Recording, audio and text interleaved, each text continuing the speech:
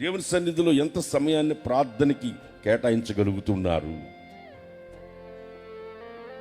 నీవున్న స్థలంలోనే నువ్వు ప్రార్థించుకోవడానికి ఎంతో సమయం దొరికినా ప్రార్థించుకోలేకపోతున్నారు. సమయం ఉన్నా బైబిల్ చదవలేకపోతున్నారు.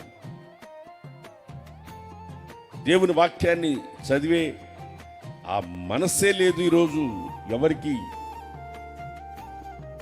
ఏదో ఆదివారం వచ్చి చెప్తే వినేసిపోవడం కాదు. అపోస్తలుడైన పౌలు అంటాడు, నేను బోధించింది అలాగ ఉందో లేదో మీరు దానిని గమనించి పరీక్షించి దాన్ని మేలైన దాన్ని చేపట్టండి అని రాసింది. అక్కడ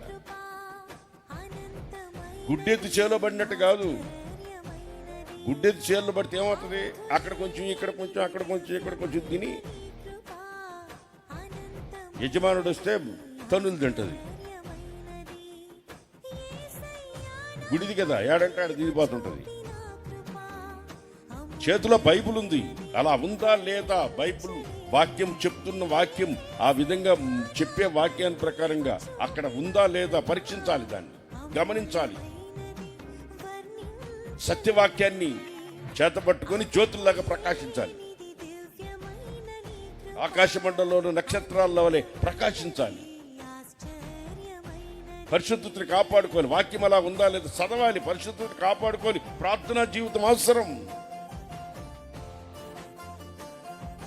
కాస్త కూడా బైబిల్ చదివేవాళ్ళు ఈరోజు కనబట్టలేదు. ప్రార్థన చేసేవాళ్ళు అంతకంటే కనబట్టలేదు. ఆదివారం మాత్రం వస్తారులే.